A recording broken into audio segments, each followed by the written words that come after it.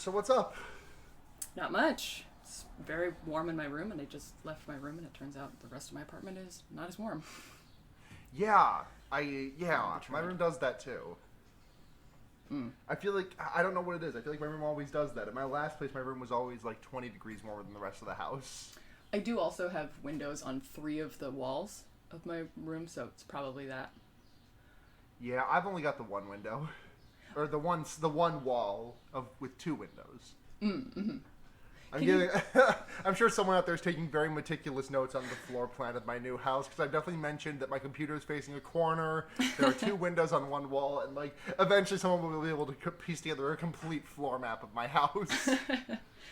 Their fan art will be so accurate. There are 12 stairs, and I sometimes trip on them on the way on the 12 stairs on my way up to my room. Which one? Which one do you usually trip on? Just... I normally almost trip on just like the third one. Because it's like 2 steps, then a landing, and then another step around a corner. Oh, you didn't mention the landing. All right.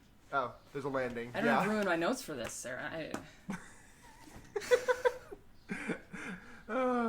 Hold on, I have to go out and use the bathroom, which is exactly right out of my room and 2 steps to the right. How big-ish would you say your steps are? I don't know. I got big feet. You know what that means? Big steps. Big steps. You know what that means. And there are 2 kitties. That's not really imperative to the floor plan, but they are cute. But they are relevant to the floor being there. They are. They do like to be relevant to the floor. One of them, Houdini, was cuddling up against me today when I was trying to clean up my AC unit fucking melting on me. So to just like, I don't know how AC works, how AC units work. Are they full of fluid and yours leaked all the fluid out of it? I guess so. I really don't know how that works either. It was kind of a surprise to me when I saw the liquid. Which was a fun surprise. It was a very fun surprise. Yeah, my AC unit, after we recorded this movie, the AC unit I had put in my bedroom at about 10:30 this morning had started leaking fluid as soon as I turned it on, but I didn't notice because we were watching a movie. Yep. And then I stand up and I just walk over there to grab my phone from the wall where it's charging, and I just see the floor is just covered in water. So I'm very hopeful that my PS4 and my record player, both of which were sitting on the floor, are not damaged by this. Now, you say your phone was plugged into the wall. Which wall is this? And like, where's the... Opposite the windows. And the outlet is kind of in the middle, or... I'd say close to like 2/3 towards the wall that my bed's adjacent to. Your bed. Oh, interesting. Yeah, that's pretty standard outlet placement. I was just curious about that. You want to do podcast? I would love to do podcast. Yes.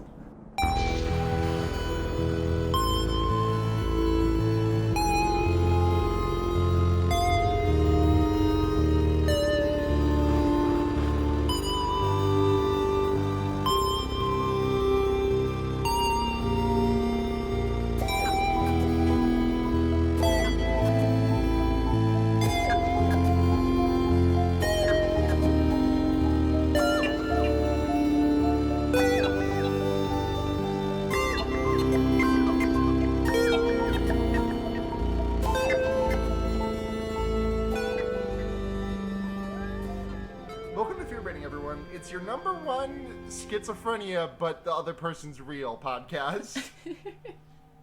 Well, the other... No, not that. Let me rephrase that. Schizophrenia, but the other person has a corporeal form separate from yours. It's complicated. Yeah. I don't want to imply that schizophrenia isn't real, because it is. Right. Yes. And also, schizophrenia isn't necessarily always... Yeah, another person in your brain. They just call it schizophrenia in the movie. My stupid brain was just like, oh yeah, that's what it is, and I kind of forgot that. Like movies do ableism all the time. Right, they just use the word schizophrenia like candy. Yeah. Remember how in Split the man has schizophrenia so hard that he has 18 people in him? Yeah. No, but that sounds right. That's just how that movie is. I haven't seen the movie, but I am a medical doctor, and that sounds 100% true. Okay, cool. Glad to finally have a doctor on this podcast. Mm-hmm. Yeah. Do we do nicknames on this?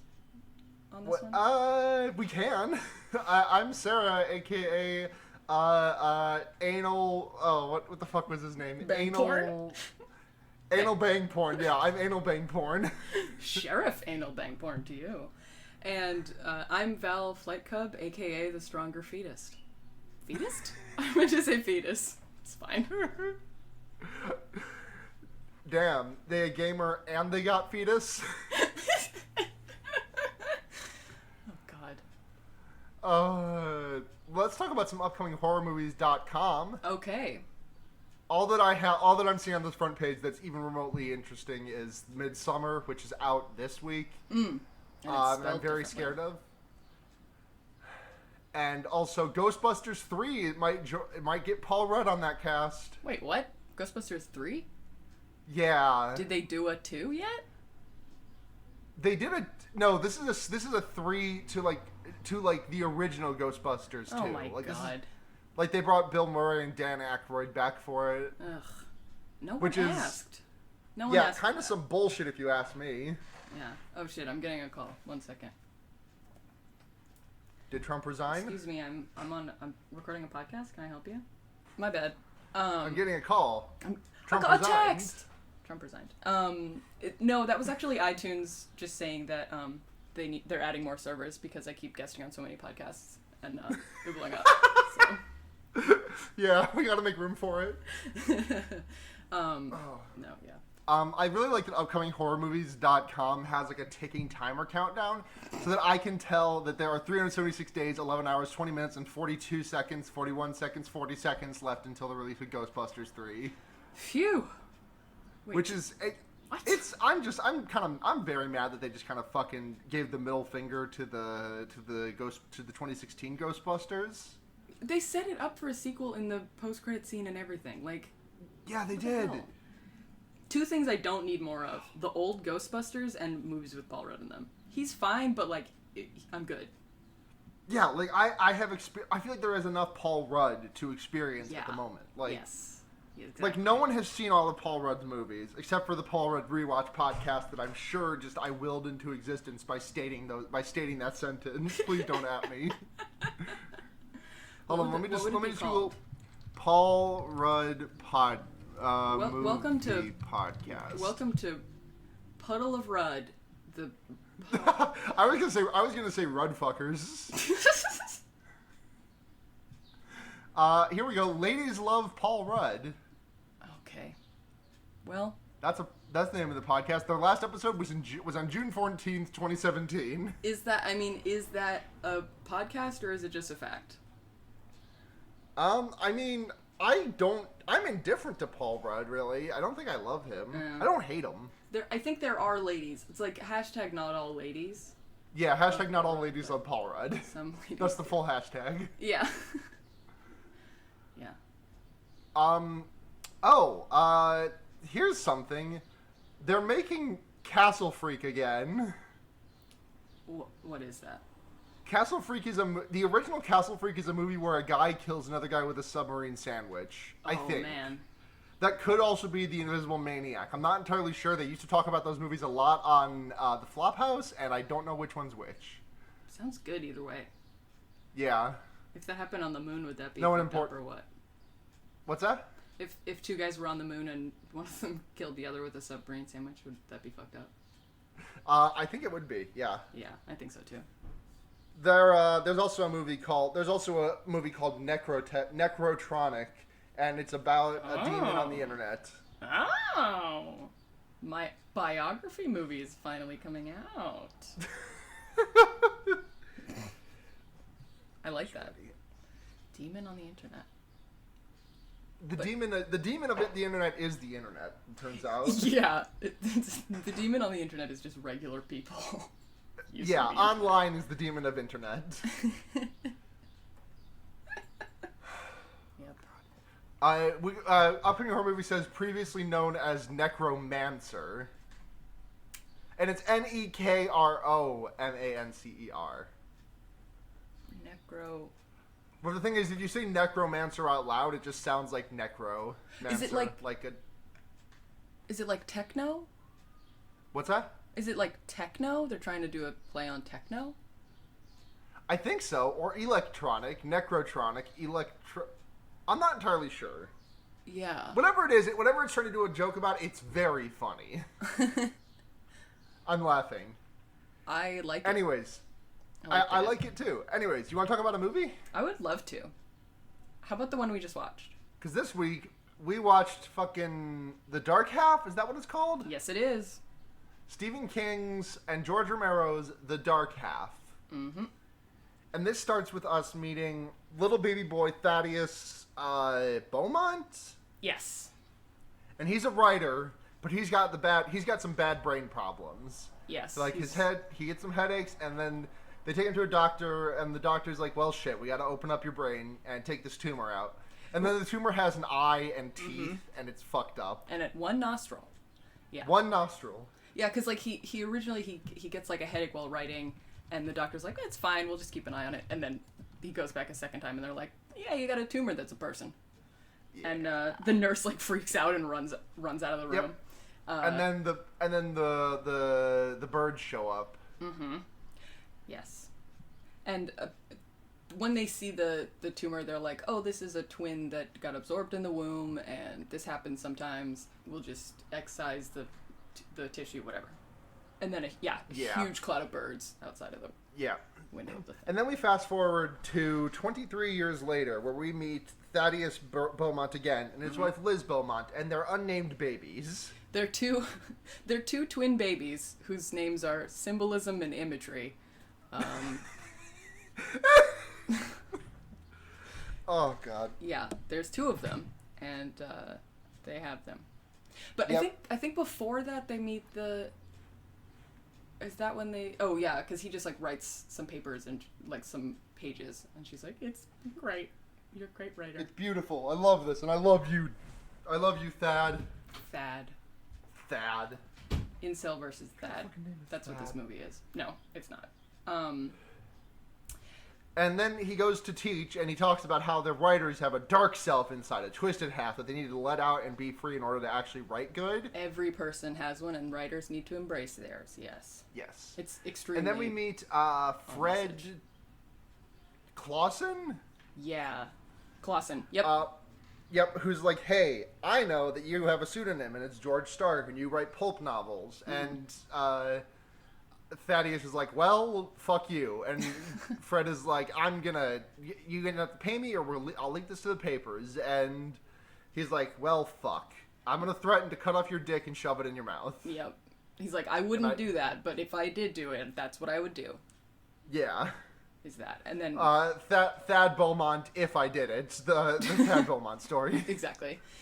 So then he goes home and his wife is like, well, why don't you just tell everyone before this guy can blackmail you about it. It's not a blackmailable just go public secret. Just go public and kill George Stark. And it's at this point that I realized that this is about Stephen King being Richard Bachman.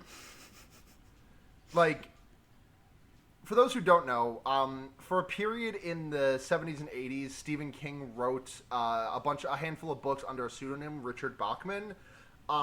And he actually, I just looked this up on Wikipedia. After he was, he wrote this book after he was outed as Bachman. Oh, like directly after or what? If I'm not mistaken, according to this Wikipedia. Yeah. Wow. It's probably unrelated. Yeah. Probably just an idea he had kicking around the whole time.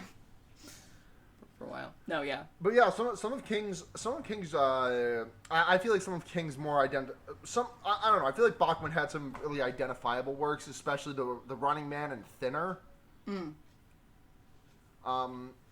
Yeah, and then he also wrote Rage, which is a book that he is no longer in publication because it's about a school shooting, and someone who did a school shooting, it was found in multiple people who did a school shooting, it was found in their locker. Oof. Yeah. If there's ever a reason to pull a horror book, yeah, that's a good reason. Oopsie. So this is kind of like that, in that, Thad has a alter ego George that he writes his good pulpy books with, and when bullshit books, like the James Patterson to his I don't know, China Mieville. I only know the name James Patterson. I don't know the other person, but probably. And apparently he is sober except for when he is writing as George Stark. Yeah. And He goes sicko mode whenever he writes as George Stark. yes, he. By which I mean he threatens his family and says mean things Extremely and drinks. uncool. Yeah. Yeah. Yeah. So then, when they decide to go public, they go to this house by their vacation house, I think, and they meet up. Yeah. They They meet a small handful of people who will all be dead shortly. One of them keeps talking about how he's going to put teddy bears in coffins and take photos of them as symbolism. Mm-hmm. So he's the one. He's the photographer who has the idea of like, oh, why don't we make it so that you're killing George Stark? Like, we'll get a little tombstone and you're like digging his grave and blah blah blah. Also, his name is Homer Gamache, which is just a great name. He didn't even have to have any name at all, but he has the name. What was his name? Homer what? Homer Gamache. Huh. Like ganache, Interesting. but with an M. Yeah, and there's also he gets Thad is interviewed by a guy from People magazine. Yeah, Mike Donaldson. Mike Donaldson, and Mike Donaldson is the one who's like, he's like, oh, this is kind of like schizophrenia. Yeah, yeah. And Thaddeus is like, George wouldn't like to hear that. Yeah, George would specifically do this. He would eat your balls. Yeah. But then they do the photo shoot, and then later that night, Homer gets fucking murked. Beaten to death by his own fake leg. Yes. And when we get the first glimpse of this, like, potential alter ego or split identity or twin or whatever he is. It's Timothy Hutton playing both roles, It by is, the way. yes. And it's a slow pan from his feet, and he's got on cowboy boots. And I just feel like in every movie where there's like an evil version of someone, when they're a lady, they have like tall stiletto heels, and when they're a guy, they have cowboy boots. Yeah, this is true. Cowboy boots means you're an evil twin. Yes.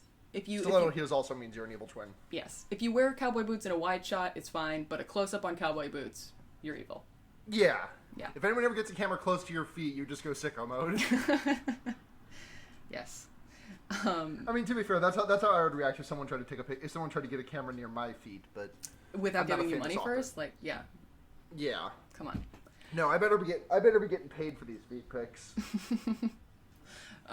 So then, What happens? Oh yeah, the cops are like, "Hey, there was a handprint with your fingerprints on it in blood. This looks pretty bad, dude. But you're a friend, so I'm not gonna arrest you." Yeah. He's like, everything points to you, but just so you know, just a heads up. Okay, bye. Yeah. And he's well, Thaddeus is like, well, they could be this Fred Clausen guy who threatened me and was the reason that I had to go public. And they're like, oh, we'll look into it. And then they find Fred Clausen dead with his pee-pee in his mouth. Which is what Thad said that he would do if he was the main character of his pulp book. Alexis Machine. Alexis Machine is not a drag king, apparently. Absolutely. I don't know. I feel like that could be a drag king. It needs to be now. Yeah. Yeah.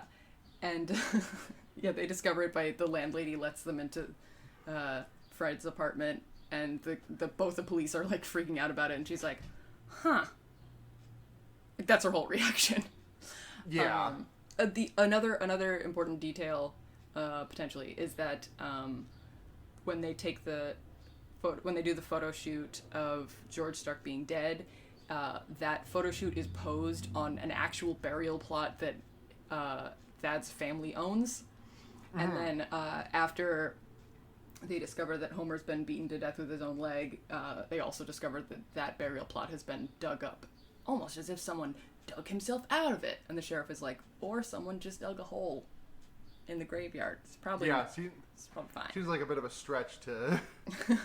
Yeah, but that guy knows that he's in a horror movie, and he's spooked. So. Yeah, 100%. His name is Digger Holt. You want to know something better? You want to know something better though? What? You want to know what that guy's? You want to know what that actor's real last name is? What? Royal Dano. Oh my god. Wow. My man's name is Royal. Royal. That's it. What's Roy short for? Nothing? No, it's short for Royal. And don't call me No, Roy. I think Roy is traditionally short for Roybert. Roybert. Digger Holt? Really? That's a joke name for a person. It is. That's an Ace Attorney name for someone who just like digs holes. Get it? Yeah. Digger Holt. Digger Holt. Yeah, it's a That's typo. my favorite character. That's my favorite character in who's friends with Stanley Yelnats. They meant to name him Digger Hole, but it was a typo and they just kept it. Yeah. Yeah. This is we also met Alan Pangborn, whose name is an anagram of anal bang porn. Yes, it is. He's the sheriff who is friends with Thaddeus, and that's why he doesn't go to jail. Mm-hmm. But yeah, so Fred dies, and the sheriff is like, well, there's another blood handprint, but I think we're going to just let you go on this one because you're my buddy, and I don't think you're going to go anywhere. Even though they say, like, you could have done it, you were in New York at the time, but you said you didn't, so it's probably not you. I'm pretty sure. Yeah. Yeah. And then we get a short glimpse into the best character in the movie. Thad is just walking through campus and sees Reggie. Yes, she's great, and she's like, "Can I do anything to help?" And he's like, I could probably use a witch doctor like you. Okay, bye. That's it. We were like, we need more Reggie, please. Yeah, we need more Reggie because she's smoking a pipe and she's dressed very quirkily. Yes, she's dressed like the main character in a Beatrix Potter novel. Yes, yes, exactly. I think she has a beret the first time we see her. Absolutely, yes. Oh my god, I want to see a little bunny with some big apples wearing that outfit. The other thing, for some reason, who she reminded me of was like, you know how. Well, maybe this isn't a great reference. You know how in Mrs. Doubtfire, Robin Williams goes to his brother's house and he's like, I need help with prosthetics, and his brother just like happens to be a prosthetics expert. A prosthetician, yes. Yeah, yes. This seems like that. It's just like a third of the way into the, I don't know how long we're into the movie we are, but like just randomly this woman is like, I know about spooky stuff. We're friends. Hello. It's just like, that's convenient. Yeah, she's great though. She is great. I'm glad best she's character there. in this movie. Yeah, for sure. Yeah. The next, so the publisher that Thad had said, "Oh, I gotta go public." His ex-wife is another publisher person, like that works with them, and so she goes first. She gets a visit from George, who is the alter ego. He looks like evil Elvis. To me, he kind of looks like oh, who does he look like? He looks like Danny Zuko. Yep. Yes, he does. Yes. We get a lot of like close-ups and stuff of him, so this is when we really are like, oh shit, it's the same actor. Like, it's definitely him. Yeah. I was not expecting this to be a slasher movie. I feel like I don't know. I feel like body. I could be wrong, but I feel like of the Stephen King movies I've seen, a high body count is not. What movies of Stephen King have I seen? I've seen The Shining, which has a body count of like 2. I've seen Christine, which has. That movie's got a pretty high body count. Actually, never mind. Ignore me. Well, the thing I think that stood out to me was that like.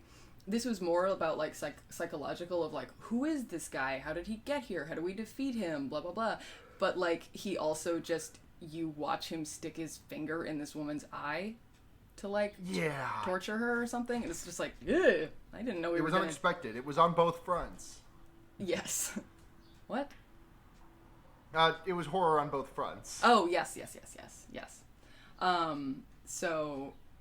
And then he makes her call Thad and say that he's there before he kills her. So now Thad, like, knows. Yeah, Thad knows that it's not him blacking out. It's a completely different entity. And For a moment, I was kind of like, I feel like this movie does not explain exactly what happened and how George, apparated. But also, I think it's better that it didn't because Stephen King never sticks the landing on that. I absolutely do not care, like, what the mechanics of it are. And, like, Reggie goes into it later, and I'm just like, I don't care. I don't care. Like, and the thing is that, like, he goes into it, but it's, like, it's left pretty vague as to the specificity of it all. It's just kind of like, yeah, so you had, like, a fetus in your head. Right. And also you had an alternate personality. And that kind of happened somehow. I really don't know. Yeah. It was like, so it was just like wasted time, basically, because we didn't learn anything. Exactly. And I think that, like, I mean, that's a pretty common complaint of Stephen King stuff, is that whenever he shows the monster, it's never as scary as whatever you were imagining. And I think him kind of leaving stuff up to the imagination here is a strong suit of the movie. Yeah, absolutely. Because that's true of any monster, right? Like, when you see it, it's not as scary. But... most monsters. Okay. So... I'm trying to think of exceptions to that rule. I think the alien is pretty scary, the xenomorph. Yeah. Sometimes monsters are gross. I mean, that eyeball was pretty scary. When you think, that eyeball did get a scare out of me. When you think absorbed fetus, you don't think creepy eye reveal. Yeah. Or teeth. Or teeth with a cavity. The tooth had a cavity. So then George Stark immediately kills the other editor, basically. I mean, not editor. The other reporter from People, Mike Donaldson. Does he kill that guy first, and then the publicist? Yeah. Oh, okay. Yeah. And he kills Mike Donaldson next, and one of the neighbors of Donaldson opens the door and is like, "What's going on out here?" And George just looks at him as like, "Murder. You want some?" And the guy just closes the door again and like is like, oh, "No, thank you." And that is so that's so New York City as far as I know. Like, just like, oh, never mind. I'm not gonna be involved actually at all. Yeah, I didn't see anything. And y'all hear something? And then, and then George kills the other, and while this is happening, Thad's like, you gotta protect this person, like, he's clearly going after people that I'm close to, so, like, my other publicist is next, and, George just kills the police detail also, like, for the special. George just, And, he uses a knife as his main weapon, and, a razor, actually. A razor, oh yes, one of those old-timey ones. Yes. It means you're a man if you use one of those because it's more dangerous. And then he cuts his not his editor, what the fuck? Publicist. His agent's throat. Agent, yeah. And he says, sorry, bud, it's a cutthroat business." And yes, he does. Like, I very heartily laughed at that. Yes. And then he exits. I'd very much like to hear that. It was very good. And then he exits on the, like, window cleaner's little, balcony thingy. The thing that, like, lowers somebody outside of it. Because, like, earlier the window washer had, like, surprised the publicist, and he was like, "Oh, I'm scared. I thought you were, the murderer guy." And so then to see the murderer guy go, like when you go down an elevator behind a couch, it was like that, but... the other way. Yeah, like an actual, like a window wiper. Speaking of getting on the elevator, remember when he's in the same hallway as the cops and he gets on the elevator behind them and they see him get on the elevator and they're like, "Who is that?" After, like, right before finding a dead body, and one of the cops is like, "He's gone. Don't worry about it." He's gone. Yeah. They're like, "We're not paid enough for this. I don't care." Yeah. Something like that. Yeah. And then George calls Thad on the phone, and while the cops are listening, and George is like, and George is like, "Hey, buddy, it's all over. We're done." And he's like, and Thaddeus is just like, "You're lying because you know the cops are listening." And George is like, "What? No, it's over." No, it's totally over. We're fine. We're good. We're good. Yeah. And then there's a really good scene where like Thaddeus is interrogating George, kind of just like sitting at his desk with a pencil in his hand. The pencils being what Thaddeus writes with a typewriter and George writes with a pencil. And like he's having this conversation with George that's just like he's asking the questions out loud, kind of in like a trance-like state. And George is responding by writing on the... just writing with the pencil. And then that scene terminates with him jamming the pencil into Thaddeus's hand. And then we go to a scene where we just like see George just kind of fucking around with another hole in his hand, just like Thaddeus got. Yep. Like in just like some hole in the wall apartment. And he's like, take it like a man. And he like pours alcohol on it and holds it up to a light bulb to like cauterize it. Yeah. It's super gross. It is. It is. Yeah. And then fucking Thad goes to the doctor and he's like, Doc, what's up with my brain? And the doctor's like, well, you had a tumor when you were a kid. And it was a twin. And you were the dominant fetus. Yep. So you ate it. You won the fetus competition. Yeah. And then he's like, "Hey, did I ever tell you about the ominous portent that I saw that day you had that surgery?" Yeah, did I ever tell you about the time that I saw the omen happen in front of my own two eyes? Yeah, he's like, "It was weird. It was just the funniest thing. Just a huge flock of sparrows took flight after your surgery. Right after your surgery, actually. It's interesting." It really makes you think. And then George shows up and just slits the doctor's throat while Thaddeus is looking through some papers. Then Thaddeus... It's bad. It's unfortunate. Yeah, and I think that's when like Thaddeus made it out of this alive, but like every single one of his friends, except for his cop buddy, is dead. Yeah. Yeah. I just can someone make an edit of that the All My Friends Are Dead book with the Stegosaurus on the cover, or not the Brontosaurus on the cover, I think it is. Except for it's Matthew. Oh, what the fuck is his name? Timothy Hutton, not Matthew. Timothy Hutton as Thad Beaumont. Yeah, it's that literally. And then this is also when Thad like leaves the doctor's office and is like, there's a bunch of people in the waiting room and he's like, call an ambulance. And the secretary's like, what? He's like, just call an ambulance. And then he runs out.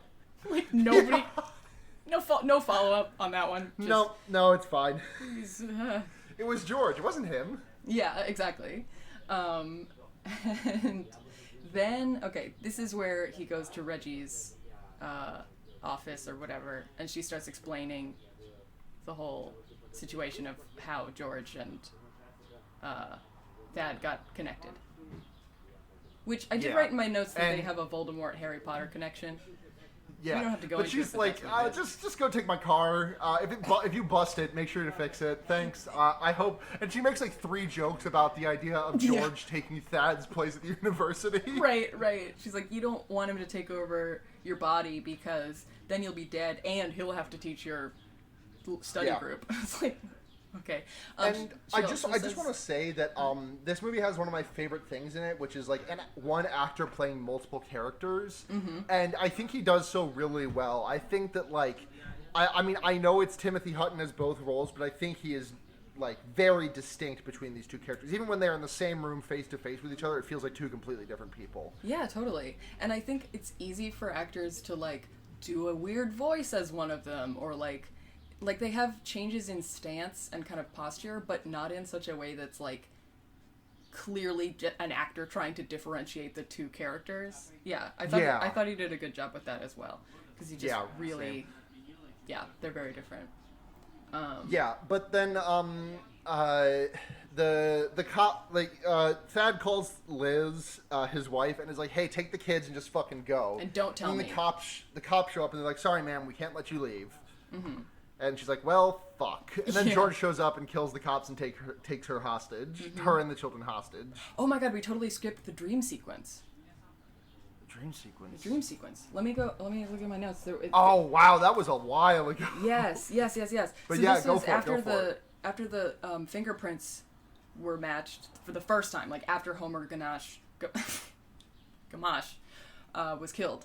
Thad has a dream where he's like he's walking in his vacation home and everything breaks as he passes it, and his wife is tied to a chair and her face is porcelain, and then the porcelain explodes and she's just got a skull underneath, and then he wakes up. Yeah, her face explodes like porcelain. It's very funny. It was a very cool effect, but yes, it was goofy. And then so now George has taken Liz and the kids to the vacation home, and Thad, like, coming to fight him for the, final boss battle, like, is reenacting that dream, basically, like, walking through the vacation home, but, like, stuff's not shattering. But his wife is tied to a chair. Oh, also, when he goes into the vacation home, he passes George's car, and I'm pretty sure the license plate was IALJO24, which is just more proof that George is a bad man, because clearly that stands for I always love jacking off 24 hours a day.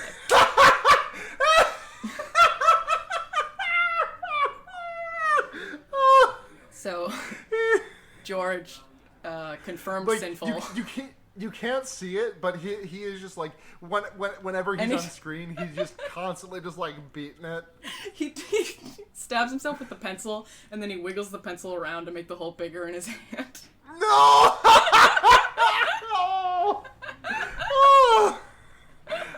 I think you've just taken the crown as the worst thing anyone said on this podcast that was not me. Oh man. And hey, if I'm take being, it up if I'm with being George, honest, as if they I'm say. being honest, I don't know if I've topped that. Oh. You are a national treasure, an international treasure even. Oh, thank you so much. That's the only joke that I wrote down besides the twins' names.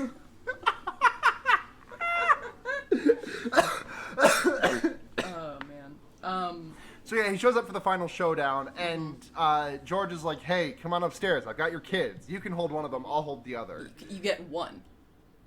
Baby, you get one. Baby, you get one." And also, George looks like complete shit. Like his teeth are falling out, Yeah. and he's got a bandage to keep his face on his face. Like. Yeah, he's been slowly deteriorating over the course of this movie, and it extremely speeds up at this time. Yes. So they go upstairs, and they take the two babies up there, and one of them starts playing with a Jacob's Ladder, and I've never seen Jacob's Ladder, but that felt, like, symbolic of a thing. Yes. I'm here to confirm also that I have also not seen Jacob's Ladder, and it's definitely symbolism. Yeah. It definitely means something. But they, George forces Thaddeus to start, like, writing again as George. And Thaddeus is like, "Actually, George, why don't you do it?" And George is like, okay. And then George starts to, like, start looking a little bit better. Like, some of his boils disappear. And Thaddeus starts getting, like, a rash and, like, a cut on his forehead out of nowhere. And he's like, "Oh, fuck. My plan didn't work. I thought he was going to destroy himself somehow." Right. And George is, like, furiously writing, but he's not actually writing. He's just, like, scribbling. Like, it's very clearly nothing at all. Like, not even sort of words. And, like, a bunch of sparrows at this point have started showing up and just, like, started to fuck up the house. Just, like, started banging against the windows and stuff. And George is like, or Thaddeus is like, "Well, I guess I gotta do something." And then he, like, tries to grab the gun, and George is like, no. Yeah. And so they start fighting, and they are every once in a while they'll cut to reaction shots of the two babies on the floor, and it's like, oh, the babies are reacting to the fight, but, like, the lighting's a little different, and, like, they're babies. Like, there's no way the babies were in the room when they were filming that. Absolutely not. But then Thaddeus stabs George in the neck, and and it looks for a second like it doesn't work, and then he just falls over and is like, "Well, I guess that worked." Yep. Yeah. I was like, oh no, he's gonna take the knife out and, like, fuck him up. But and then he dropped his razor near the babies, and so one of the babies picks it up, and Thaddeus just, like, dives over to the baby. He's like, "Fucking no, don't touch that." Yeah. I love that it went from, like, horror, like a horror problem of, like, shit, my demonic alter ego is trying to kill me, to, like, an equally important, like, shit, my baby's around a knife. Like, he's exactly as worried about that as he is about... What do you have? A knife! No! No! Yeah, exactly. Yeah. And then, just kidding, George isn't dead. He comes up, he's back, and he's like, "Well, I can't shoot you, but I can shoot these babies." And so he he goes to shoot the babies, and in the time it takes him to pull the trigger, Thaddeus is able to stand up, grab his typewriter, and give it a full swing to knock the gun out of George's hands. Yeah, it's like bang, pow! Like the bullet would be gone by that point. What? But it works. Yeah. The babies are fine. And the baby, it misses one of the babies by like half a second, and the baby is just kind of sitting there like, not reacting like they've just heard a hugely like loud sound. Yeah. Oh, also, and then the sparrows break down the walls, and they fucking blend George into a fucking blood skeleton, and it fucking rules. Yes. Anal bang porn shows up to try and like save the day, and then like he runs into the room and like pulls out his gun at just like the flock of sparrows that is carrying away George's ribcage. Yeah, like, into the sunset. They're fine. And then the credits roll, and that's movie. It's crazy, yeah, because it's literally like they all meet back up. Like Liz gets untied from the chair, and like she and Thad hug, and they look out and they see the huge cloud of sparrows like blocking out the darkness in the sky, and like as soon as the hole closes, the credits start rolling over that spot. Like not even a like a picture, like a face shot of like, we did it.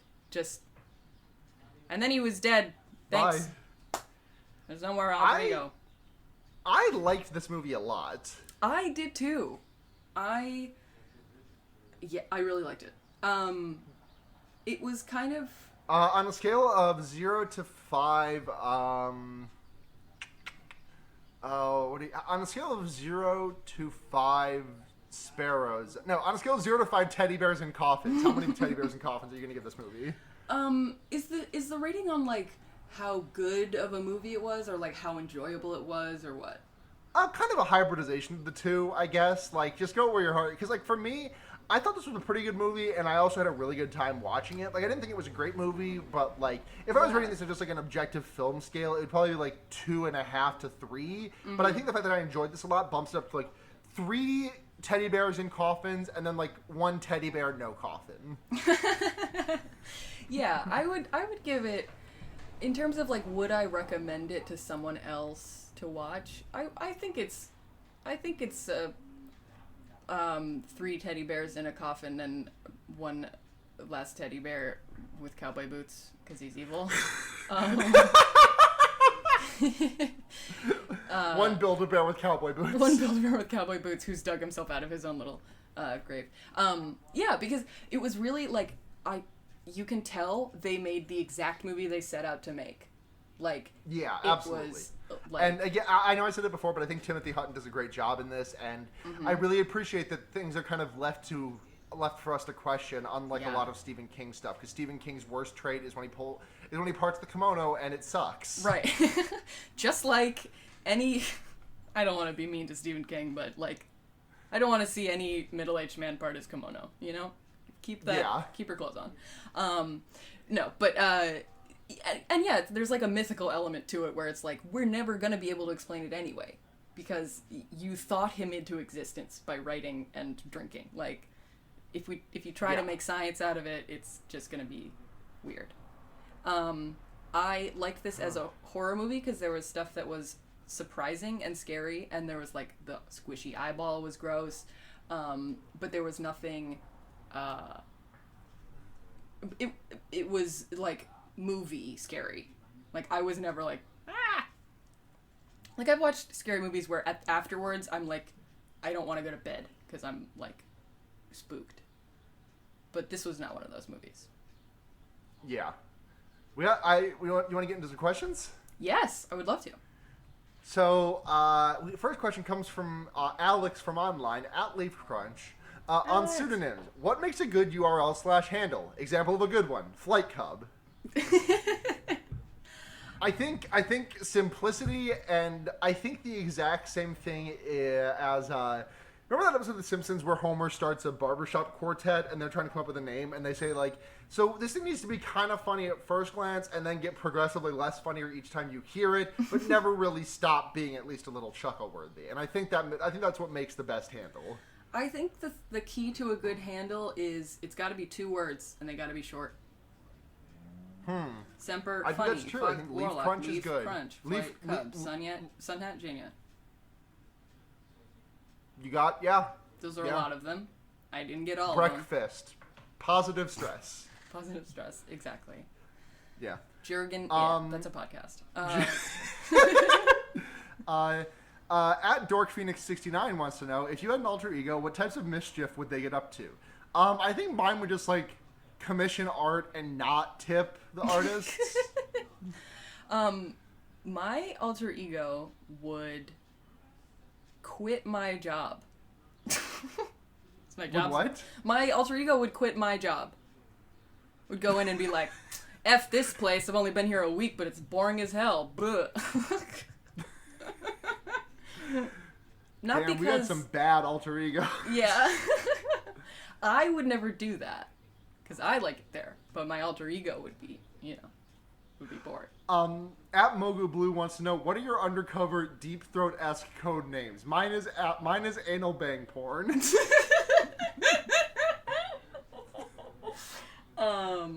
Mine is oh my god, I have no idea. Deep Throat. The only thing I can think of is Superfluous Wife, because anal bang porn, his wife is in the scene. Like, she's in the movie so that she can say, oh no, is it something bad? And he can say, I hope so. She's literally like, she's got 2 reaction shots after that and then nothing. She does not need to be in them. Superfluous Wife and anal bang porn is such a good tag team. I would pay a premium subscription for that. No, I wouldn't. I would pirate that off of the piratebay.se. Exactly. If I knew anything about that, I would. Yeah. You want to get into recommendations? Oh shit, I forgot we do this. Yes. Absolutely. My recommendation this week is... I started playing Final Fantasy XIV, and that's good. I like that game. I get to play as a cat girl in it. It's fun. I'm having a good time. Music's great. Combat's good. I'm gonna fall fucking dick first into an MMO hole. That sounds like a wonderful time. I legitimately, I can't think of human experiences except for what I'm, doing this weekend. Can I just recommend something that's not media?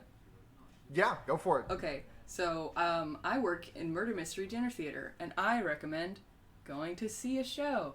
It's a good time for the whole... At Murder Mystery Dinner Theater? Murder Mystery Dinner Theater. It's fun. And I get paid to do it.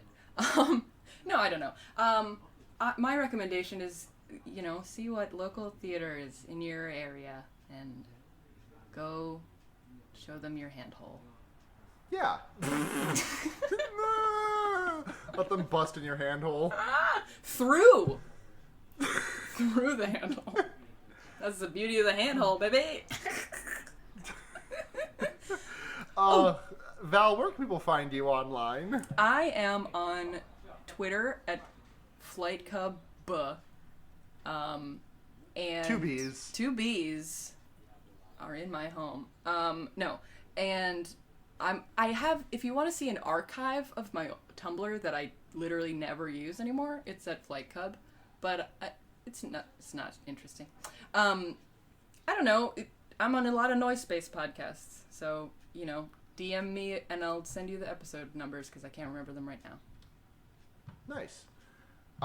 If you want to find fear baiting elsewhere, we are fear baiting everywhere. That's Twitter, Gmail, Patreon. And if you want to support us on Patreon, that's patreon.com/fearbaiting, where you can donate and help out and support the podcast. $1 a month gets you access to polls and any bonus content we may wind up doing, early access to the episodes. And $5 a month gets you a shout out on the pod, and you get a message read, so you can get those messages in whenever you want. $10 a month gets you your name right on the podcast, and also you get to make us watch a movie.